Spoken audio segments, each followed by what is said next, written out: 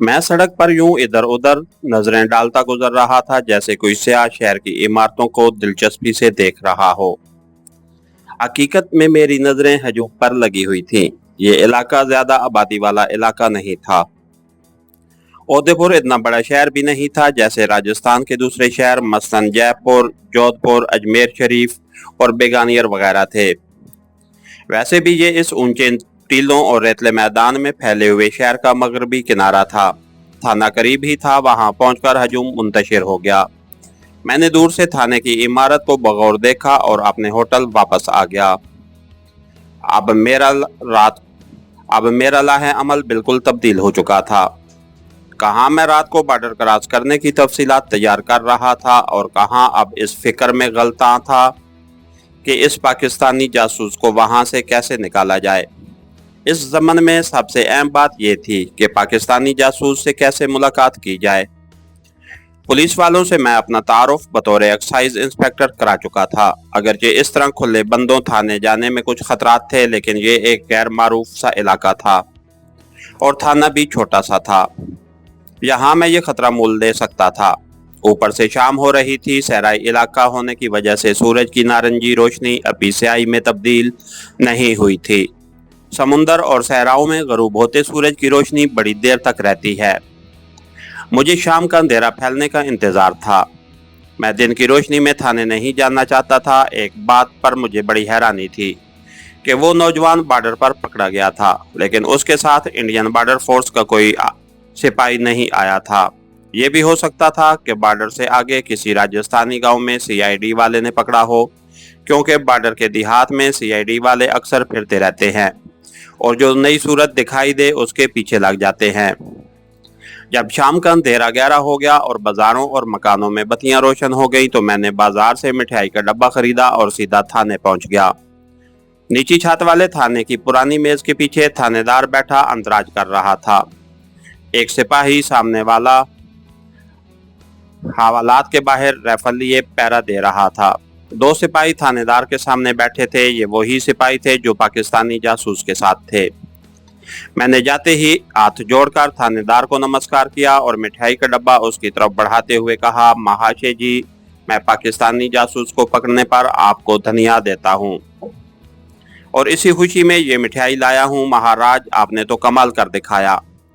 ये कमीने पाकिस्तानी जासूस तो हमारे भारतवर्ष के सबसे बड़े दुश्मन हैं। थानेदार की राजपूतों जैसी मूंछें थी। उसने ऐनक उतारकर मुझे देखा। सिपाही मुझे पहचान कर बोला, ठाकर, ये कर्नाटक के एक इंस्पेक्टर हैं। मैंने कुर्सी पर बैठते हुए मुस्कुराकर कहा, मेरा नाम राथन चंद्रन है। मैं विजयवाड़ा में आजकल एक्साइज इंस्पेक्टर हूँ। यहाँ अपनी पार्टी के साथ हरन का शिकार खेलने आया हूँ। मेरी पार्टी 1-2 रोज में जयपुर से यहाँ पहुँचने वाली है। ये मिठाई स्वीकार कीजिए। थानेदार ने मुझसे हाथ मिलाया और मिठाई का डब्बा अपने आगे कर दिया। वो मेरा शुक्रिया अदा करने लगा। मैंने हवालात की तरफ इशारा करके कहा, यह बड़ा खतरनाक जासूस लगता है, इसकी कड़ी हिफाजत करें, कहीं फरार ना हो जाए। हवालात के अंदर एक मदम बल्ब रोशन था। मैंने साफ देख लिया था कि वो पाकिस्तानी जासूस मेरी आमद से बाखबर हो चुका है। वो दीवार से टेक लगाए बैठा मेरी तरफ ही देख रहा था। थानेदार बोला, चंद्रन जी, ये उदयपुर का गरबी थाना है। यहाँ हवालात के अंदर से चिड़िया भी बाहर नहीं निकल सकती। आप शांत रहें, परसों बॉर्डर फोर्स का कैप्टन आकर उसे जयपुर ले जाएगा। ये मालूमात भी मेरे लिए बड़ी अहम थी कि परसों पाकिस्तानी जासूस को यहाँ से जयपुर भेज दिया जाएगा। मैंने जेब से कीमती सिगरेट निकालकर थानेदार को पेश किया। सिपाहियों को भी सिगरेट पेश किए और उसे सुलगाते हुए बोला, मैंने जयवाड़ा के किसी अखबार में पढ़ा था कि इन दिनों हमारी जमीन पर दुश्मन मुल्क के जासूसों की सरगर्मियां बहुत तेज हो गई हैं। आपने इस जासूस को पकड़कर भारत माता का सम्मान बढ़ाया है। थानेदार सिगरेट का कश लगाकर बोला, महाराज, हमारी सीआईडी बॉर्डर के गांव में मौजूद है। ये तो हमारे आदमी को जल देकर निकल जाता, मगर इसकी तलाशी ली गई तो जेब से कागज का एक पुर्जा बरामद हुआ जिस पर 3 हिंसों का एक नंबर लिखा था। थानेदार ने दराज में से एक किताब निकाली और उसमें से कागज का वो पुर्जा निकालकर मुझे दिखाया। उसे पढ़ते ही मेरे जिस्म में एक सर्द सी लहर दौड़ गई। 3 अंग्रेजी हिंसों वाला ये नंबर वही खुफिया कोड नंबर था जो पाकिस्तान सीक्रेट सर्विस के चीफ ने मुझे ये कहकर बताया था कि ये मेरा खास और इंतहाई खुफिया नंबर है। उसने मुझे ये नंबर याद कर लेने को कहा था, अपने पास लिख कर रखने को मना किया था। ये पाकिस्तानी जासूस अभी अनाड़ी था। उसने इस नंबर को लिख कर रखने की अपनी जिंदगी की सबसे बड़ी हमाकत की थी। अब तो इसमें तो कोई शक व शुबे की गुंजाइश ही नहीं रही थी कि यह पाकिस्तानी जासूस था और चौधरी साहब की जानिब से मेरे लिए कोई खास पैगाम लाया था। मैंने कागज का पुर्जा थानेदार के हवाले करते हुए कहा, ठाकुर जी, ये जरूर इसका कोई खास नंबर होगा। इससे उगलवाएं कि उसके दूसरे साथी कहाँ हैं और ये हमारी पोतर धरती पर क्या करने आया था। थानेदार ने कागज का पुर्जा किताब में रखकर किताब मेज की दराज में डाल दी और मेरे लिए चाय का ऑर्डर दिया। मेरा मकसद हल हो चुका था। वैसे भी मैं वहां ज्यादा देर नहीं ठहरना चाहता था। कुछ भी हो सकता था। मैंने उठते हुए मुस्कुराते कर थानेदार से हाथ मिलाया। ठाकुर जी, चाय आप पर उतार रही। आप मेरे यहाँ आकर चाय पीजिए ना। थानेदार भी उठ खड़ा हुआ।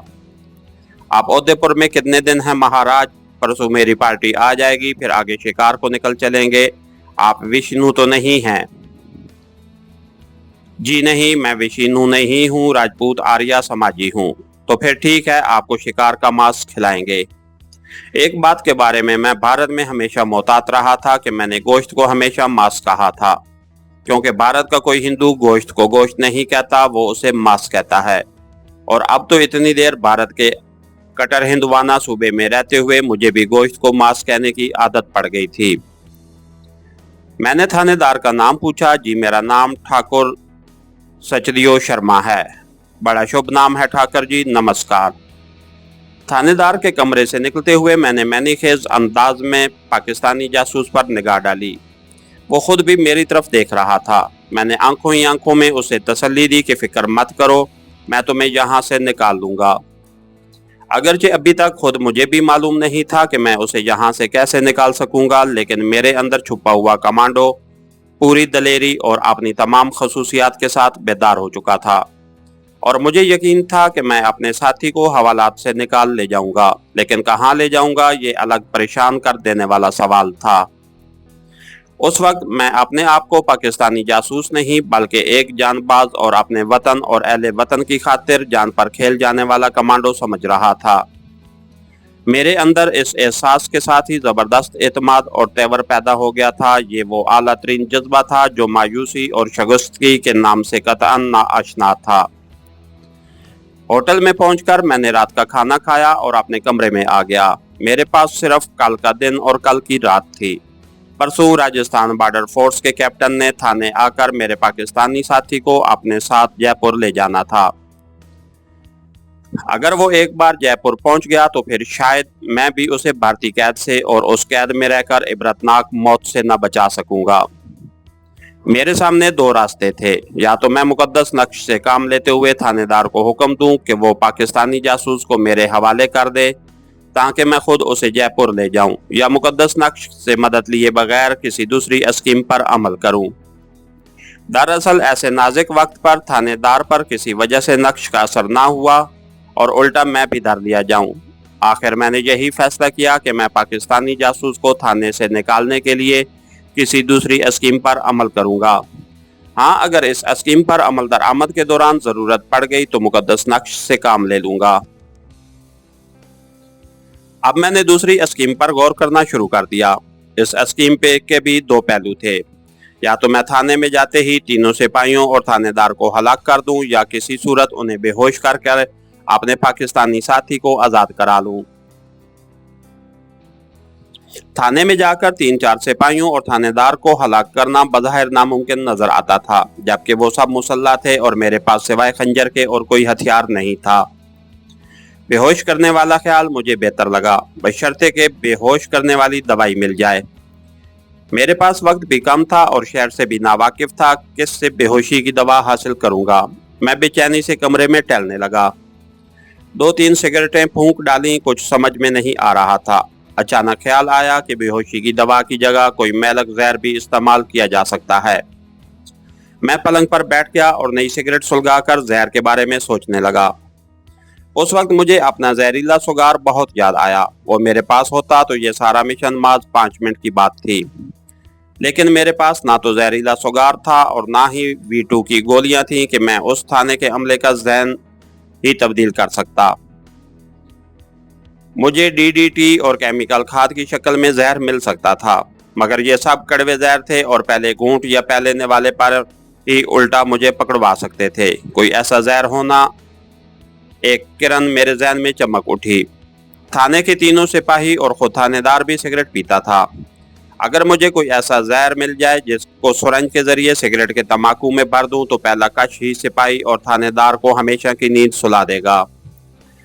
मैं उठकर टहलने लगा। ऐसा जहर कहाँ से मिल सकता था? जाहिर है शहर में केमिस्ट शॉप जरूर होगी। अब मसला ये था कि अगर उनके पास कोई इस नौ का मोहलक जहर हुआ भी तो मुझे नहीं देंगे। इस किस्म का जहर आम आदमी के हाथ फरोख्त करने की इजाजत नहीं थी। उसका हल यही था कि कोई इंतहाई काबिल एतबार बहाना बनाऊं और साथ ही रिश्वत से काम लूं। मेरे पास 700 रुपए अब भी मौजूद थे। मैंने किसी काबिल एतबार बहाने पर सोच विचार शुरू कर दी। रात को सोने से पहले ये बहाना भी मेरे दिमाग में आ गया। फिर मुझे नींद आ गई। रात के पिछले पैर मेरी आंख खुल गई। जो बहाना या कहानी सोने से कबल सोची थी उसकी नौक पलक संवारी और फिर गुस्ल किया। सुबह की रोशनी फैली तो नीचे आकर नाश्ता किया और अपने कमरे में आकर दिन के 9 बजने का इंतजार करने लगा, क्योंकि दुकानें 9 बजे खुलती थीं। पूरे 9:15 बजे मैं शहर के निस्बतन जदीद इलाके की तरफ रवाना हो गया। वहां एक केमिस्ट की दुकान का बोर्ड पर नजर पड़ी तो अंदर जाकर नमस्कार किया। दुकानदार नौजवान लड़का था जिसने कमीज पतलून पहन रखी थी। वो एक ग्राहक को दवाओं के पैकेट लिफाफे में डालकर दे रहा था। दुकान में बहुत ज्यादा माल भरा हुआ था। जब ग्राहक चला गया तो नौजवान दुकानदार ने मेरी तरफ मुस्कुरा कर देखा। जी ठाकुर साहब, क्या चाहिए आपको? मैंने चेहरा पहले ही बड़ा उदास बना रखा था। एक सर्द आब भरी और उसके काउंटर पर कोनियां टेक दी और सर झटका लिया। दुकानदार ने कुछ परेशान होकर पूछा, ठाकुर तबीयत खराब है आपकी? मैंने ठंडी सांस भरकर कहा, भाई जी क्या बताऊं, अजीब दुबदुबा में फंस गया हूं। आप मेरी सहायता कर सकते हैं। रिकत अंगेज तमहीद से मैं इस नौजवान केमिस्ट पर जब अच्छी तरह असर डाल चुका तो उसे जो कहानी सुनाई वो ये थी कि मैं जोधपुर का बैंक में मैनेजर हूँ। मेरी बीवी को अजीब बीमारी हो गई है। हर हफ्ते आधी रात को एक काला नाग आता है और मेरी बीवी की टांग को सूंघकर चला जाता है। मैं उसे मारने लगता हूँ तो वो ना जाने कहाँ गायब हो जाता है। उसका कुछ पता नहीं चलता कि किधर से आता है और किधर गायब हो जाता है। अब मांद्रियों और पंडितों ने मुझे ये कहकर सांप को मारने से रोक दिया है कि वो नाग देवता है, उसे मारोगे तो तुम्हारी बीवी भी मर जाएगी। मैं आपकी तरह पढ़ा लिखा मॉडर्न आदमी हूँ, इन बातों पर मेरा विश्वास नहीं है। मेरी पत्नी एक ही महीने में सूखकर कांटा हो गई।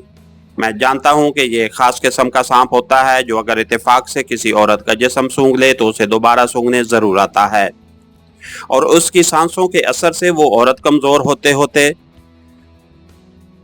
मर जाती है। आप मेरी मदद कीजिए, मुझे कोई ऐसी तेज दवा दे दीजिए जिसे मैं अपनी बीवी की पिंडली पर लगा दूं और सांप उसे सूंघने से मर जाए। अपनी मनगढ़ंत कहानी मैंने कुछ ऐसे दर्द भरे लहजे में सुनाई कि नौजवान हिंदू केमिस्ट बहुत मुतासिर हुआ। मैंने आंखों में मगरमच्छ के आंसू लाते हुए कहा, भाई जी आप भी पढ़े लिखे और वैज्ञानिक नौजवान हैं, मेरी पत्नी की जान बचा लें, नहीं तो इसकी मृत्यु हो जाएगी और मेरे बच्चे अनाथ हो जाएंगे। हिंदू केमिस्ट सोच में पड़ गया। फिर उसने अलमारी में भरी हुई मुख्तलिफ दवाइयों पर नजर डाली और कुछ सोचकर बोला, मेरे पास ऐसी कोई मेडिसिन या आर्सेनिक नहीं है, परंतु आप जरा ठहरे, मैं एक दुकान से आपके मतलब की एक शय मंगवा देता हूँ। उसने मेरे सामने किसी दुकानदार को फोन किया और किसी आर्सेनिक का नाम लिया। फिर फोन बंद करके बोला, मेरे दोस्त की दुकान करीब ही है, वो आर्सेनिक दवाइयाँ फरोख्त करता है। वो जो दवाई भेज रहा है उसे सांप ओश मर जाएगा, लेकिन आपकी पत्नी की जान बच जाएगी। फिर वो हिंदुओं की जहालत और पंडितों की अहमकाना रसूम के खिलाफ बोलने लगा। इतने में एक आदमी ने उसे एक छोटी सी शीशी लाकर दी। नौजवान केमिस्ट ने शीशी मेरी तरफ बढ़ाते हुए कहा, इसमें थोड़ा सा सफूफ है, उसे आप अपनी धर्म पत्नी की टांग पर थोड़ा सा तेल लगाकर मल दें। भगवान ने चाहा तो सांप उसका सिर्फ एक सांस ही खींचने के बाद तड़प तड़प कर मर जाएगा। हाँ, बाबूजी की टांग पर पहले थोड़ा सा सरसों का तेल लगाना ना भूलें, क्योंकि ये जहर कहीं उनकी पिंडली में ना उतर जाए। मुझे रिश्वत देने की जरूरत ही नहीं पड़ी थी। मैंने जेब से 100 रुपए का नोट निकालकर काउंटर पर रखकर उसका शुक्रिया अदा करने लगा। उसने हाथ जोड़कर कहा, नहीं ठाकुर जी, इसकी जरूरत नहीं, ये तो पुण्य की बात है और मैंने आर्सेनिक मुफ्त ही मंगवाया है। मैंने हाथ जोड़कर नमस्कार कहा और जहर की शीशी जेब में डालकर चला। मैं बड़ा खुश था। मेरा एक मसला हल हो गया था। अब भी कई मसले मेरे सामने थे। सबसे बड़ा मसला यह था कि अगर मैं पाकिस्तानी साथी को निकाल ले जाने में कामयाब हो गया तो उसे कहाँ ले जाऊंगा। बॉर्डर की तरफ ले जा नहीं सकता था और शहर के पीछे खम से भी नावाकिफ था। ले दे के यही एक रास्ता समझ में आया कि उसे लेकर अहमदाबाद की तरफ निकल जाऊं और सहराई जंगल में किसी जगह छुप कर बैठ जाऊं। उससे सिक्रेट सर्विस का पैगाम पूछूं और फिर हम दोनों पंजाब या जम्मू की तरफ से इंडिया का बॉर्डर क्रॉस करके पाकिस्तान में दाखिल होने की कोशिश करें। इसके साथ ही हमारी आज की एपिसोड का इख्तिताम हुआ। कहानीकार चैनल को लाइक कीजिए, सब्सक्राइब कीजिए और बेल आइकन को प्रेस कर दीजिए ताकि हर आने वाली नई वीडियो आप तक बर वक्त पहुंच सके। शुक्रिया।